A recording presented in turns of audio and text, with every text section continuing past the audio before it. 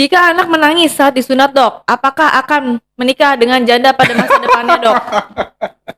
Jadi itulah kenapa indikator diciptakanlah Teknoklem biar tidak menangis, karena biar tidak ada yang nikah sama janda gitu katanya, Dok. Ini pertanyaan apa sih ini, Dok? Beneran. Tapi ini ada benar. Di suku tertentu, benar.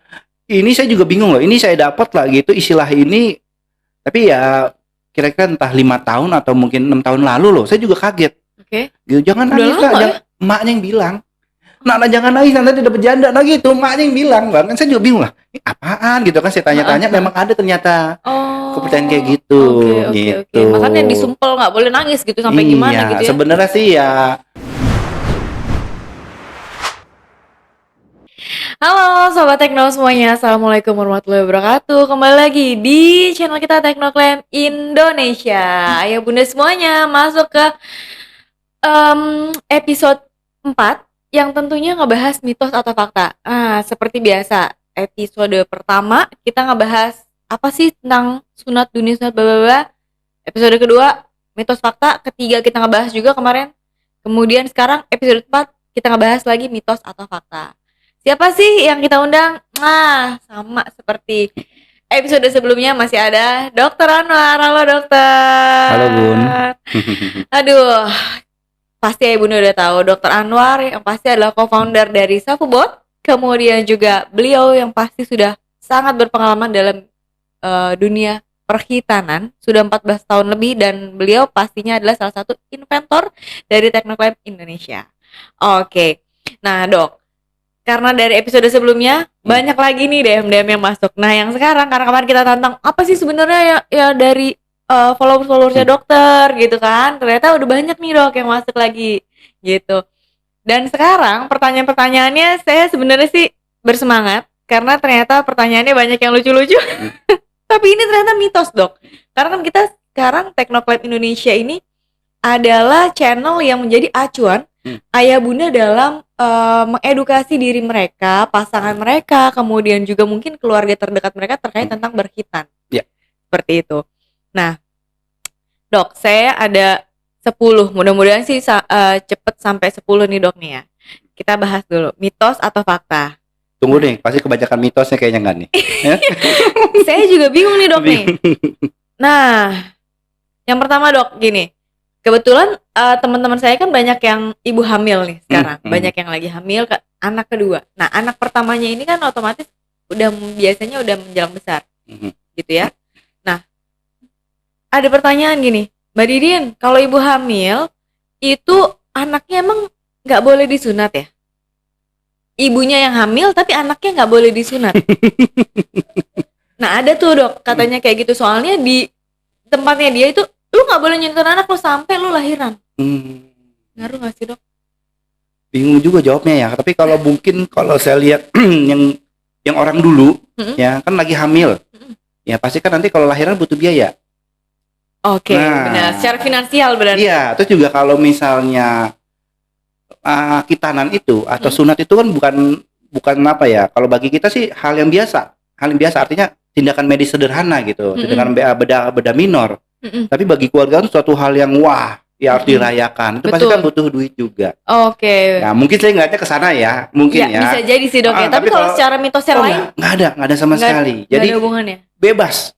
Mau ibunya hamil, mau ibunya bapaknya hamil juga nggak apa-apa. Jadi intinya nggak ada pengaruh sama sekali. Jadi ayah bunda. Bebas ya. Jadi mau hamil silakan, nggak hamil silakan. Tapi sebenarnya gini Bun. Kalau saya dari sudut pandang yang lain ya melihat, namanya orang sunat itu kan nanti ada fase perawatan luka. Oke. Nah, yang merawatan biasanya apa sih? Bapaknya. Kan jarang bapaknya ngerawat. Iya, rata-rata emaknya. Berarti dari sisi psikologis ibu yang gitu ya. Masih kemungkinan gitu. Karena selama saya bertahun-tahun tuh jarang banget tuh bapaknya yang ngerawat, jarang.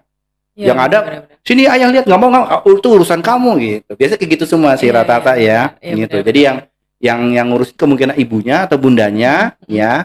Nah, mungkin lagi hamil kan kasihan Bun.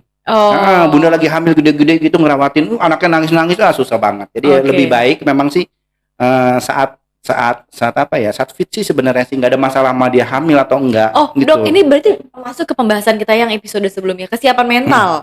Benar. Kesiapan mental si ibu dan si ayahnya ini Iya, benar. Ayahnya nggak mau rawat, ibunya lagi bad mood, mood swingnya dapet gitu, lagi hamil gitu ya. Jadi ayah bunda, kalau misalnya istrinya lagi hamil, udah di skip dulu aja.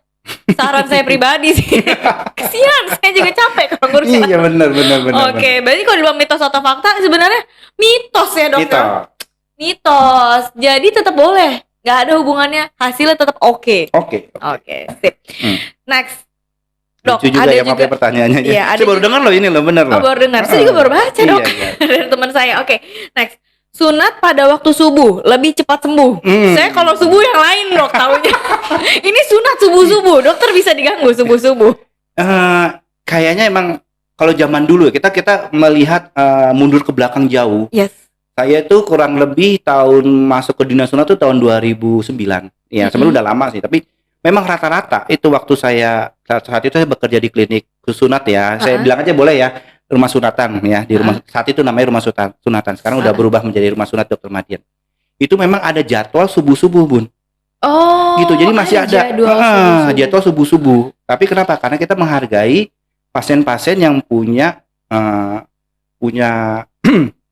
dibilang kepercayaan mungkin, yang nggak tahu juga ya. Jadi dia maunya hanya subuh-subuh aja. Karena kalau nggak subuh, takutnya ntar berdarah-darah. Gitu. Oh, oke. Jadi kalau nggak subuh berdarah-darah, makanya jadi cepat sembuh atau enggak gitu ya. Jadi hubungan sama kita. Tapi sebenarnya nggak ada hubungan sama sekali. Ya, dengan berkembangnya zaman, sekarang udah berubah, Bun. Jadi sunat itu bahkan ada yang malam. Iya, ada yang malam. Jadi kenapa milih malam? Satu, orang tuanya sudah pulang kerja.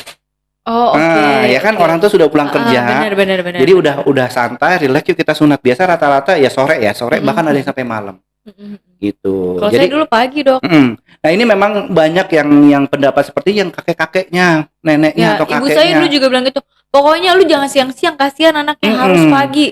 Bahkan zaman dulu lagi, bahkan bayangin nih, anak muda deh, subuh-subuh, bahkan sebelum subuh berendam dulu di kali. Nah, iya zaman dulu begitu, jadi udah subuh-subuh berendam baru disunat. Oh kasihan banget tuh, aduh kasihan banget. Mungkin maksudnya biar mengkeret gitu kali ya. Tapi bener loh, bener. Dan sekarang dengan berjalannya apa? Udah zaman itu udah bergeser tuh. Sampai saat ini sih saya paling kalau sunat paling pagi paling jam 6 lah. Itu pun kalau pasiennya rame. Kalau pasiennya nggak rame rata kita mulai jam 7. Oke. Jadi secara keseluruhan nggak pengaruh sama sekali sama proses penyembuhan atau mungkin proses sunat yang berdarah-darah tuh nggak ada hubungan sama sekali. Itu lebih ke arah si operatornya. Ya, gitu ya dok ya.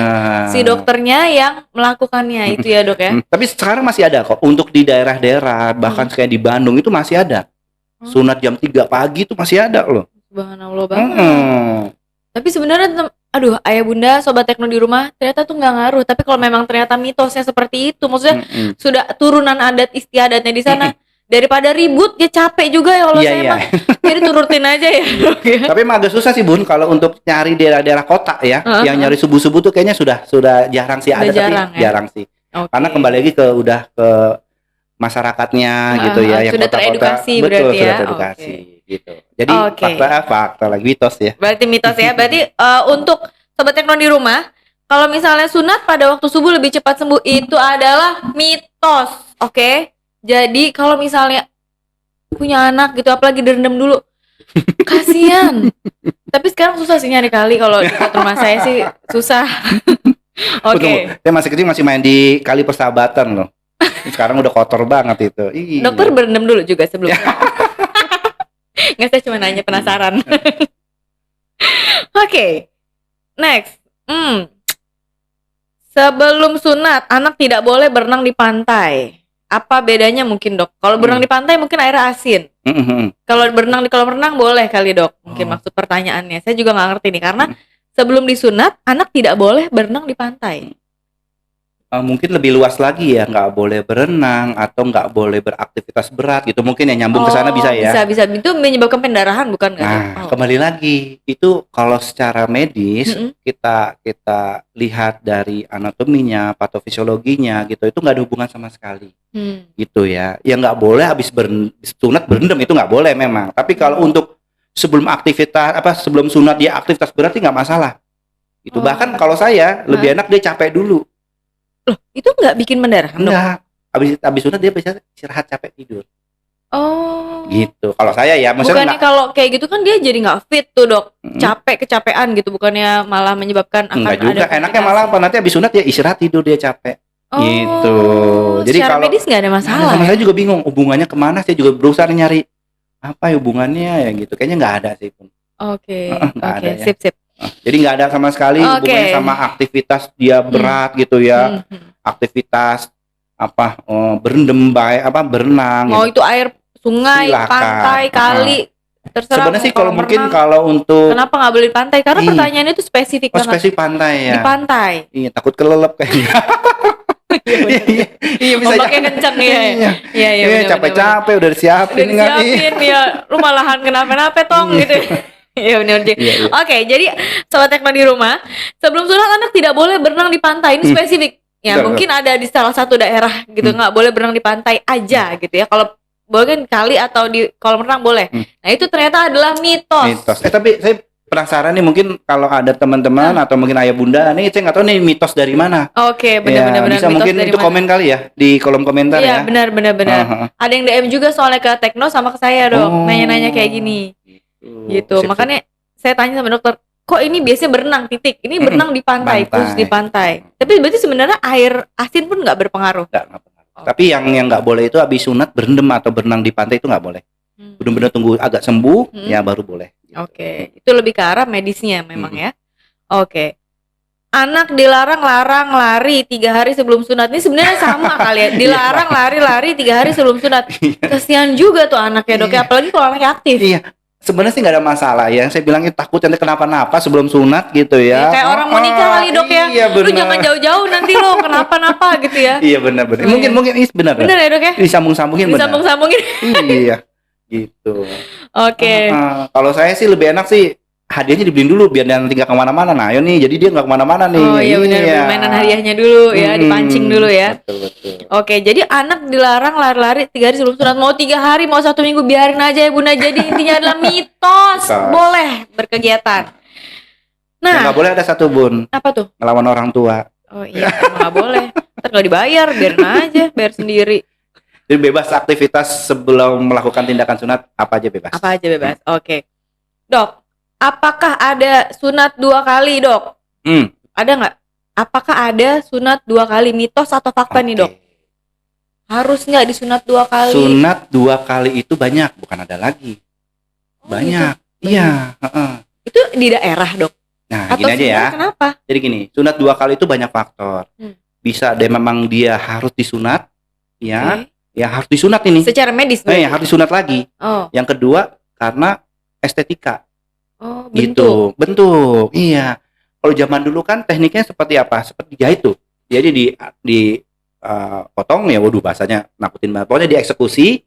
Dia mau pakai gunting atau mau pakai thermocouter, orang bilang laser ya, atau mau pakai apapun ya. Bahkan zaman dulu pakai bambu. Iya benar, pakai bambu sembilu. Jadi udah dibungkus. Nah, ngilu, Dok, dengernya, Dok. Nah, kalau yang nanti dalam proses penyembuhannya, ada yang beberapa kasus tuh pas sudah disunat kepalanya nggak keluar, Bun. Iya, jadi kepalanya masih tenggelam. Jadi bisa dibilang kayak kurang ambil. Oh. Itu ya, jadi kurang ambil dia. Pas proses penyembuhan, luka ketemu luka nutup lagi dia. Astaga. Iya, jadi ini udah sunat tapi kok bentuknya kayak orang belum sunat. Gitu. Nanti lihat videonya saya ya. Nggak mau. Ya, jadi beneran ada dan itu banyak kasus-kasus di daerah sih biasanya sih. Oh, jadi sebenarnya itu dilakukan karena metode yang salah. Iya, bisa yang atau kurang tepat gitu kurang tepat sih sebenarnya. Kalau metode nggak ada yang salah operatornya. Operatornya benar-benar. Metodenya benar, cuma pada saat melakukannya itunya. Betul. Atau mungkin karena estetika, mungkin maunya dibentuknya bunga apa gitu kali, Dok. Karena biasanya itu ini kalau yang pengetahuan saya, Dok, ya.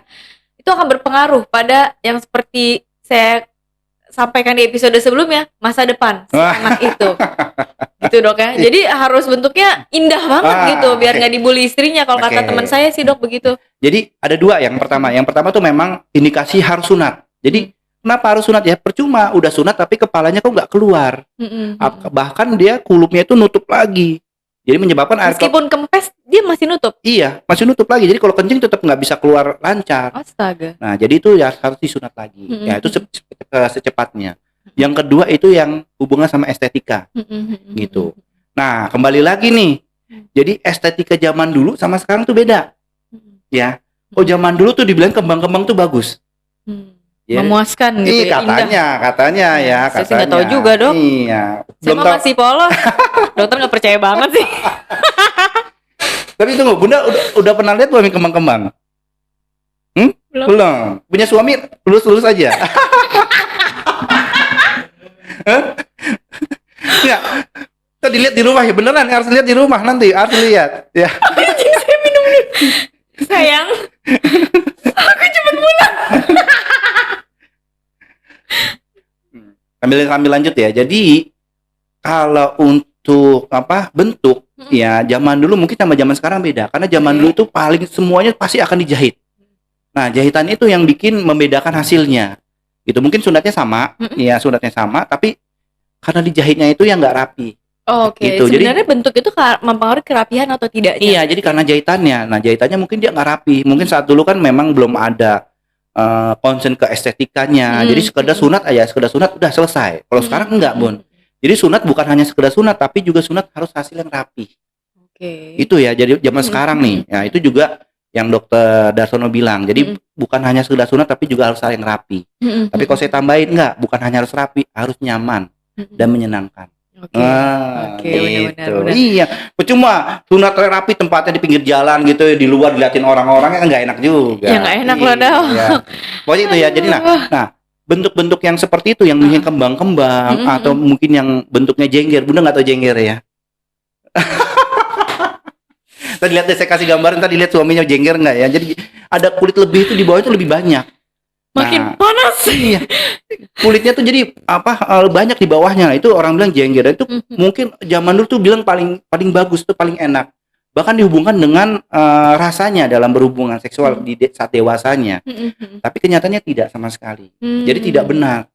Jadi mereka bahkan yang dulu sunatnya waktu masih kecil, entah di kampung, entah apa, pas bahkan mereka paling banyak itu japri saya, karena kan mungkin dia merasa aku bentuk gua aneh ya gitu ya, cari-cari dari YouTube, ketemu mungkin di YouTube saya, atau mungkin edukasi apa, dapat nomor saya memang nomor saya taruh di YouTube memang, gitu. Jadi ada orang banyak banget dari bahkan seluruh Indonesia, tapi paling banyak lagi Dokter Darsono, paling banyak lagi dia.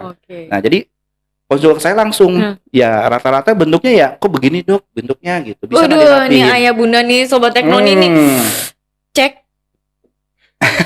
punya anaknya yang udah disunat, kalau cek punya suaminya ya saya juga nggak berani nyaranin, silahkan aja lah. Itu dokter yang nyaranin ya. Jadi kalau misalnya perlu atau tidak jadi diperbaiki gitu. Tapi kalau misalnya untuk dewasa diperbaiki itu bisa nggak? Bisa juga. Saya dapat pasien sampai 3 kali. 3 kali diperbaiki. Benar. Itu dioperasi plastik apa gimana sih Dok? Jadi udah disunat. Nggak habis Dok. Dia kurang ambil. Ya, jadi kepalanya masih ketutup lagi dia. Oh, bukan yang dipotong itunya ya Dok ya? Nah, kulitnya kan dibuang, sunat itu hanya kulitnya aja yang dibuang. Jadi kepala jangan dibuang, beda lagi cara itunya. Pantas soalnya anak saya nanya gini, Bun, kalau aku sunat lagi boleh nggak? Dia malah minta sunat lagi Dok. Iya, itu minta duit berarti, minta hadiah itu. Iya. Salah ya. Nah, itu jadi disunat, oke, sudah disunat nih, bagus kepalanya keluar gitu kan. Tapi kok bentuknya jelek nih, masih kembang-kembang. Nah, sunat lagi ke saya ketiganya. Gitu. Jadi apakah ada sunat 2 kali itu benar sekali. Yang banyak yang saya dapat yang paling banyak kasusnya ya saat dia sunat masih kecil karena tidak estetik, ya. Jadi sunatnya pas dia dewasa. Nggak nyaman jadinya. Yang kedua banyak tuh kalau yang anak-anak dia sunat gemuk. Jadi dia sunat gemuk, ya makanya yang waktu sebelumnya ya yang saya menjelaskan tentang konsultasi dulu. Iya, konsultasi dulu itu ya tentang kalau gemuk harus diperiksa. Ya itu kenapa? Kalau dokternya tidak paham, dokternya tidak tahu, bahkan sunat gemuk ini sebenarnya nggak semua dokter bisa. Ya nggak semua dokter ahli dalam sunat gemuk. Beneran. Jadi makanya hati-hati. Tapi banyak loh Dok yang bilang, ntar dilihat dulu gemuk atau enggak. Iya, makanya itu tergantung. Jadi ada beberapa dokter memang pas dilihat nggak berani dia. Memang ada tertentu memang yang kita nggak bisa kerjakan ada. Yang nggak bisa kita kerjakan yang memang harus kita rujuk keluar ya, masuk ke dokter spesialis ya. Ada memang nggak semuanya harus kita lakukan enggak. Nah, biasanya udah disunat, kepalanya kan masih mendelep tuh. Nah, yang bahaya itu udah mendelep, nutup lagi dia. Jadi benar-benar kayak orang nggak sunat. Jadi benar-benar dikeluarin nggak bisa. Kecuali memang kalau sunat gemuk yang pada umumnya benar ya, dia mendelep kadang-kadang. Tapi masih bisa dikeluarin. Oh. Ya, tapi kalau nggak bisa dikeluarin ya mau nggak mau harus sunat lagi. Itu memang dia kelebihan kulit berarti ya? Tekniknya sih, lebih ke arah tekniknya. Bukan kulitnya terus bertambah jadi berlebih lagi gitu ya? Iya, Enggak ya? tapi yang paling sedih ya mudah-mudahan sih nggak ada ya. Jadi pas sudah disunat udah kebanyakan ambil, ngulup lagi dibenerin nggak bisa. Itu tambah ngeri lagi ngilu, udah beneran tambah kesini tambah ngilu tuh. Itu nggak bisa dibenerin kan kalau kayak gitu? Ya ke dokter bedah plastik atau dokter urologi bisa. Oh iya ya benar, ditambah lah ya, minta ditambah. Oh ya oke. Bayang ya jadi ya. Enggak sih, saya nggak mau bayangin. Jadi benar ada loh ya. Oke, jadi ini pertanyaannya menarik. Dan saya nggak tahu ternyata penjelasan secara medisnya pun ada secara dari dokter Anwar saya baru tahu. Jadi untuk sobat teknologi di rumah, apakah ada sunat 2 kali? Jawabannya adalah fakta. Ih, jarang banget ada fakta. Oke. Sambil minum ya, Map ya. Ya, silakan dok. Sunat 2 kali itu fakta. Jadi tolong, saya udah sarankan berkali-kali, periksa aja. Cek kembali, adakah kelebihan atau kekurangan atau ya bentuknya anak ayah bunda maksud saya di rumah. Oke, baik. Pertanyaan makin sulit, dok. Oke, lanjut ya. Tubuh anak tidak berkembang, dok, jika disunat setelah puber. Jadi tubuhnya nggak berkembang. Kalau misalnya udah puber, udah lewat, terus nggak berkembang gitu. Ngaruh nggak sih, dok? Oke. Jadi kalau saya bilang langsung aja ya, ini sebenarnya mitos. Oke, kenapa? Kenapa, dok? Langsung aja. Jadi setiap daerah itu punya mitosnya masing-masing. Oke. Ya. Bunda orang apa? Saya kelihatannya apa, dok? Apa? Jawa. Ya Jawa, manis kan kelihatannya, pasti. Sekarang ini, Bunda punya anak yang belum disunat umur 11 tahun. Wah, aduh. Udah kebesaran loh. 10-11 ya, udah kebesaran. Iya. Kalau Bunda orang Sunda, ya saya pernah sunat di daerah Bogor atau mungkin saya pernah daerah Cianjur, itu sunatnya pada kecil-kecil semua, Bun. Tapi kalau di orang Jawa, dok, ini mohon maaf ya Bunda yang kalau saya agak sarak sedikit. Ini kata ibu saya, ya, kata ibu saya, ya mertua saya dan sebangsa sayanya saya sekitar saya, emang nunggu agak gede katanya malah justru, dok. Gitu.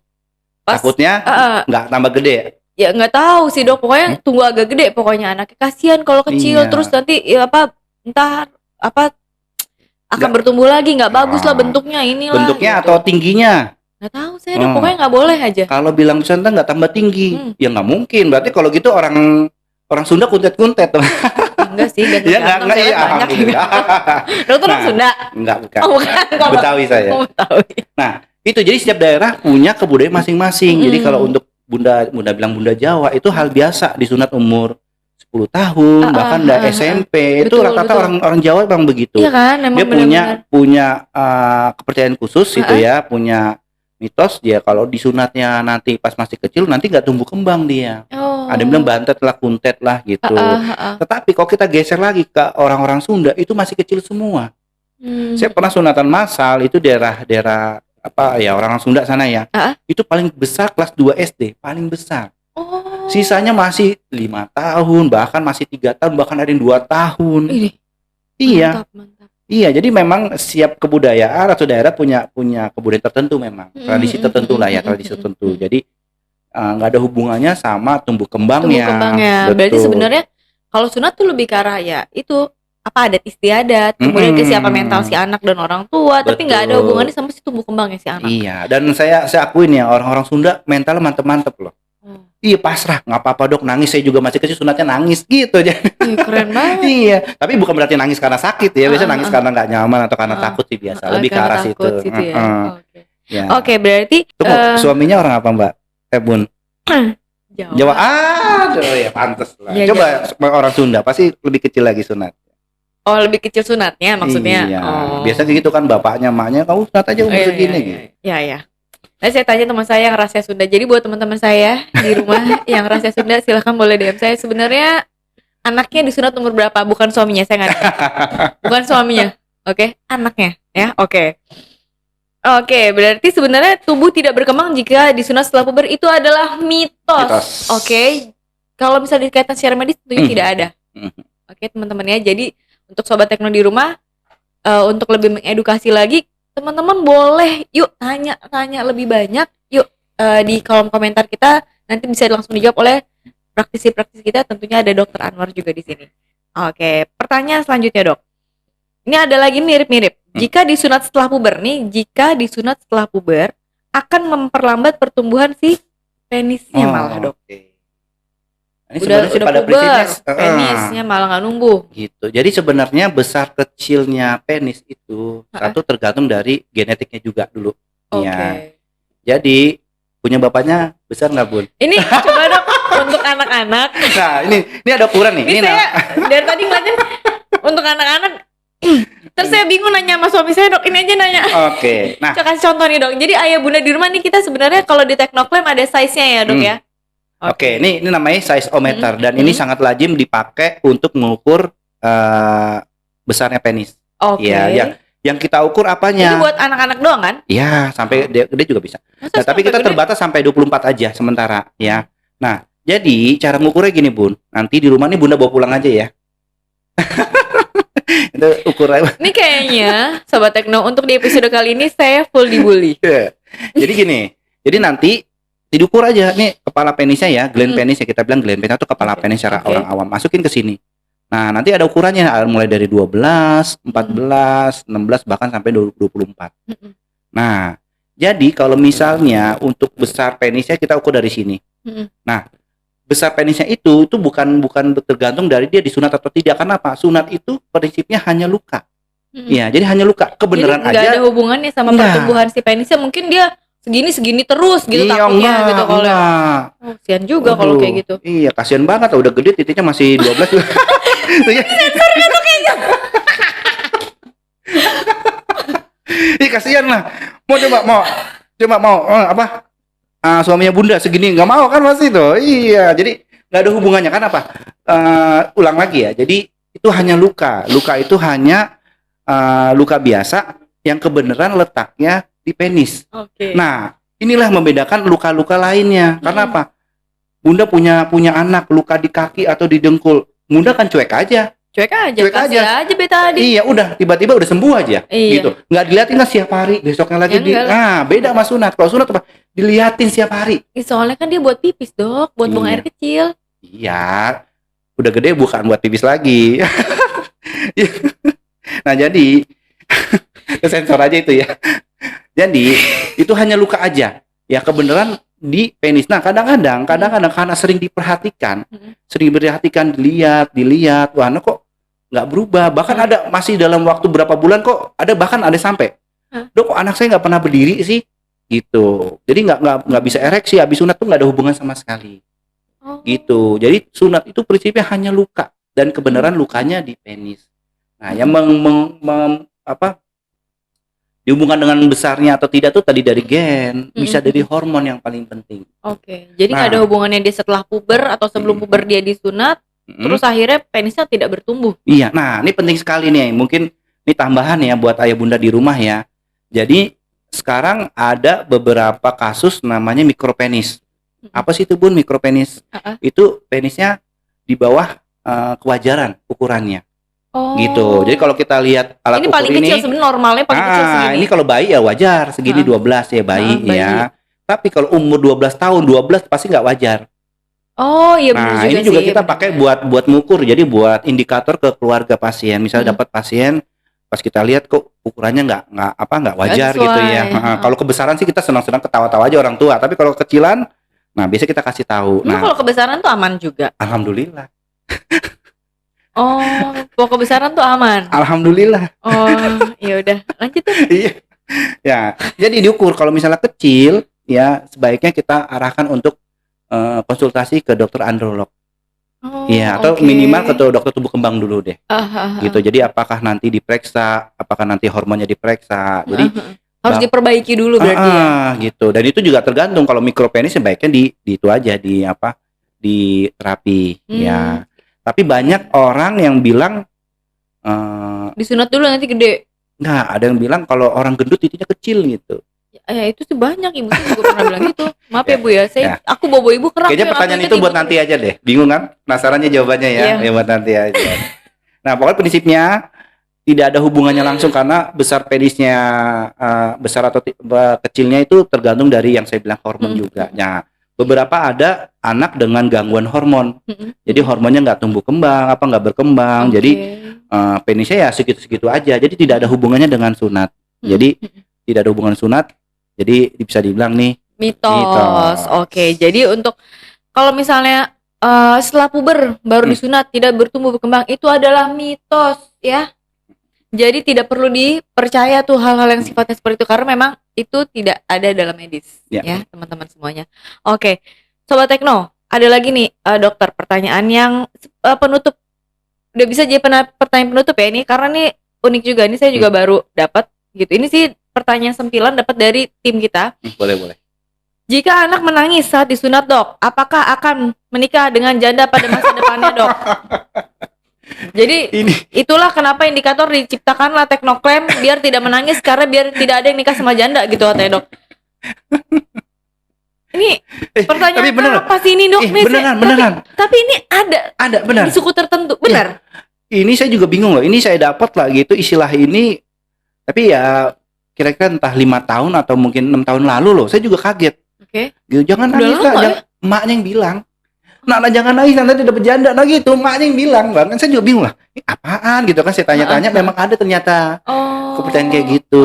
Oke. Makanya disumpel nggak boleh nangis gitu sampai gimana gitu ya. Sebenarnya sih ya nggak ada hubungannya ya kan kasihan lah. Mungkin karena nggak nyaman, sakit, takut gitu ya dok ya. Iya, nggak ada hubungannya sih. Nggak ada hubungannya ya. Kasihan lah mendekatkan janda, kasihan banget. Ya Allah, enggak lah. Janda sekarang semakin terdepan kok dok setahu saya. Jadi sunat nangis itu sebenarnya hal yang wajar. Normal. Ya? Nah, kenapa normal? Jadi nggak ada sunat metode apapun, teknik apapun yang tidak sakit. Ya saya kasih tahu dulu garis besar dulu ya. Tapi sakit ini ya indikatornya masih nggak bisa ditolak ukur. Karena apa? Kalau anak takut, Bun, kayak misalnya anak bunda takut banget nih mau disunat dipaksaan pasti akan nangis. Oke, betul. Ya, pasti akan nangis. Tapi kalau ada anak yang berani, udah siap, biasa nggak nangis. Walaupun nangis pas saat anestesi aja, setelah itu udah biasa lagi. Ya, betul. Nah, jadi nggak ada patokan bahwa ada alat atau metode apapun yang tidak membuat anak nangis. Enggak, bahkan ada namanya tanpa suntik gitu ya. Apa ada nggak sih sunat tanpa suntik? Nah, itu bagus tuh pertanyaan buat nanti itu. Nah, next episode. Iya. Itu apakah nggak nangis, tetap aja pasti akan nangis. Kalau dengan catatan kalau anaknya takut. Jadi ada dua psikologis ya. Ada anak berani, ya siap mentalnya, itu siap banget. Ada anak yang takut banget. Nah, ada anak tengah-tengah. Nah, kalau takut banget itu pasti akan nangis. Tapi kalau saya itu nangisnya biasa saat anestesi aja, Bun. Kalau saya. Dan itu hal yang wajar. Maka saya bilang wajar itu dalam konteks saat anestesi. Ya, ada anestesi dia nangis wajar. Tapi yang paling penting nggak boleh anak nangis kesakitan saat tindakan, itu nggak boleh. Nah, jadi teman-teman mungkin ayah bunda yang mungkin pas munatin anaknya nangis itu harus dipastikan dulu nangisnya karena apa. Bisa karena memang takut, atau karena sakit. Nah gitu. Kalau saya pastikan benar-benar anaknya nggak boleh sakit. Bahkan kita nanti bisa buktikan, Bun, misalnya nih nangis karena apa? Nangis karena sakit atau nangis karena takut. Bahkan bayi pun kita bisa bedakan. Bisa. Jadi kan kalau bayi kan pasti nangis mah bisa. Iya kan baru ditaruh dia udah nangis. Iya, gitu. Jadi gampang nih itu. Kalau udah banyak berkecimpung tuh ketahuan banget nangis. Nanti kita bisa bukti dari kaki geraknya. Nanti kita sampai kita tes cubit gitu ya. Kita cubit itunya, peninya dia nggak akan terasa apa-apa. Nggak nangis soalnya. Nggak nangis. Gitu ya. Tapi dia butuh nyaman mungkin ya, Dok. Tapi ada anak yang kita pura-pura dia tahu nih, kita Om tes dulu ya. Coba Om bersihin ya. Sakit nggak? Sakit nggak? Paling kita nggak ngapa-ngapain. Nah, itu jelas tuh anaknya takut gitu. Kita bisa. Dia bilangnya sakit-sakit aja. Iya, padahal kita nggak ngapa-ngapain gitu. Itu bisa coba orang tua lihat. Nanti kelihatan kok. Oke. Ya, jadi apakah anak nangis asal not pasti wajar. Ya, tapi apakah bisa nanti dapat janda? Ya enggak juga. Iya, nggak nangis juga dapat janda juga ada. Iya kan? Kasihan lah. Oke. Ya. Untuk sobat yang di rumah, jadi untuk mungkin di suku-suku tertentu, terima kasih sekali untuk DM-annya. Ini pun menambah wawasan saya. Ternyata memang ada fakta bahwa jika anak menangis saat disunat apakah menikah dengan janda itu nggak tahu masa depannya, Iya. cuma memang fakta ada di lapangan. Iya. Tapi kalau secara medis itu adalah mitos. Ya. Dan ini juga bagus sih seandainya yang percaya bagus. Misalnya tiba-tiba ya namanya hidup ya, kayak misalnya mudah-mudahan bukan bunda ya, orang lain tiba-tiba janda gitu kan. Kasihan misalnya mau menikah lagi tanya dulu waktu sunat nangis gak? Oh iya benar juga ya. Kalau nangis Iya, benar juga ya. kita salah satu poin yang cocok nih gitu. Jadi indikator juga ya berarti ya. Jadi enggak ya, jangan percaya ya. Oke, thank you banget dokter atas waktunya. Senang sekali berbincang hangat sunat ya, berbincang hangat sunat dengan dokter Anwar. Oke, terima kasih dokter atas waktunya. Sehat-sehat selalu dan Alhamdulillah. kita tunggu semua Sobat Tekno untuk banyak-banyak pertanyaan dan konsultasi lainnya. Tentunya kami di sini sangat senang sekali menerima banyak pertanyaan. Tentunya bisa menambah wawasan kami juga di bidang untuk perhitanan ya dok ya. Oke, terima kasih dokter. Kita salam dulu dok sebagai penutup seperti biasa. Teknoklaim untuk Indonesia. Oke, wassalamualaikum warahmatullahi wabarakatuh. Waalaikumsalam.